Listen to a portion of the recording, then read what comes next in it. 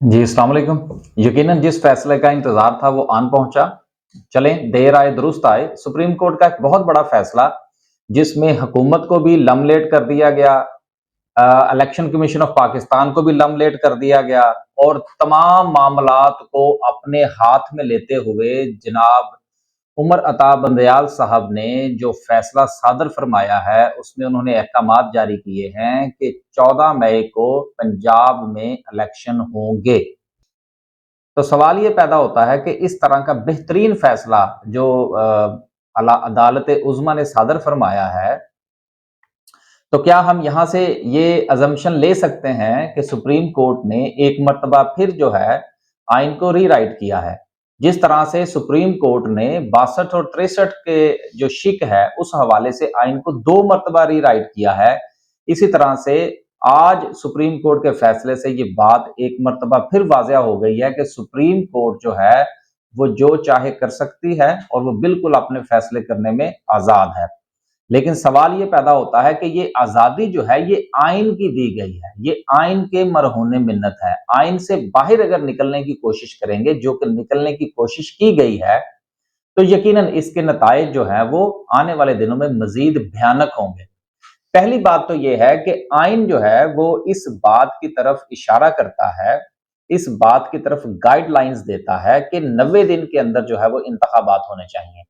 अब supreme court अगर 14 मई की तारीख देती है, तो इसका मतलब यह है कि वो तो 90 दिन के बाद है। तो ये भी एक आइन को रीराइट करने के मुतरादिफ हुआ। दूसरी बात यह है कि आइन ये कहता है कि तमाम सूबाई और कौमी असम्बली के जो इंतखाबात हैं, तमाम सूबों के, वो एक ही दिन में होने चाहिए। अब वो भी यहाँ पर बात जो है वो पूरी नहीं हो रही। तो सवाल ये पैदा होता है कि आया कि ये जो फैसला है, क्या ये आइन और कानून के मुताबिक है या कि फिर ये किसी की जाती अना की तस्कीन की खातिर है? सवाल ये है कि जिस वक्त ये केस चला था तो उस वक्त तो बात हो रही थी केपी के और पंजाब के इलेक्शन की, लेकिन जनाब ने जो फैसला सादर फरमाया है उसमें केपी के गायब है और तमाम के तमाम इख्तियारात जो हैं वो सुप्रीम कोर्ट ने अपने हाथ में ले लिए हैं और बल्कि यहाँ तक भी कह दिया गया है कि हुकूमत जो है वो 21 अरब रुपए जो है वो भी उसकी भी जो भी उन्होंने क्लैरिफिकेशन देनी है कि हुकूमत जो है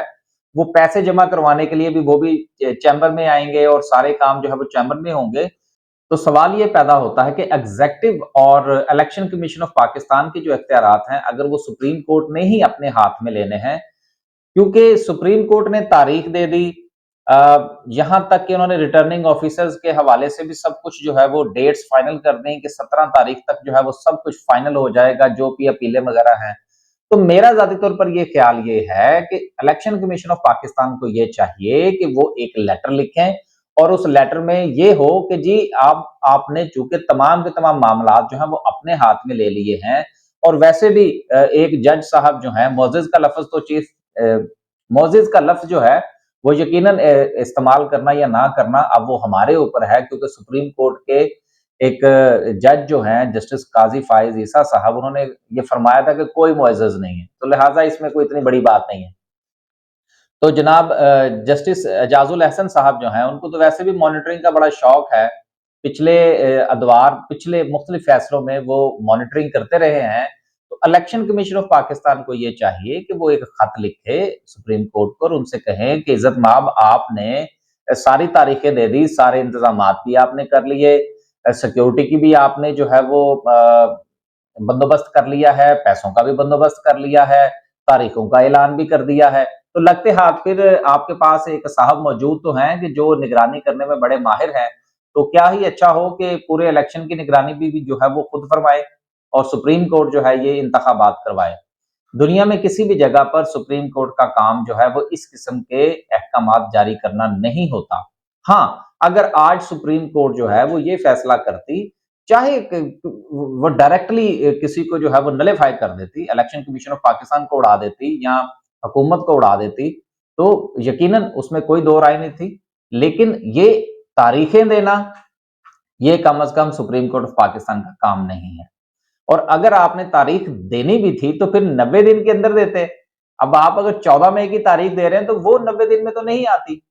تو یہ جو ایک نیا کٹا جو ہے وہ سپریم کورٹ آف پاکستان نے کھول دیا ہے، اور اس کو باندھنا جو ہے وہ شاید اب آنے والے دنوں میں مزید مشکل ہو جائے گا، اور پاکستان کے آنے والے دنوں میں جو مشکلات ہیں وہ کم از کم مجھے کم ہوتی ہوئی نظر نہیں آ رہی۔ اکنامیکل سچویشن پہلے ہی ہماری خراب ہے، لا اینڈ آرڈر کی سچویشن ویسے بھی خراب ہے، اب جو ہے وہ رہی صحیح کسر جو تھی وہ بھی سپریم کورٹ کے اس فیصلے نے نکال دی ہے۔ تو آنے والے دنوں میں دیکھیے کہ ہوتا ہے کیا۔ اللہ حافظ۔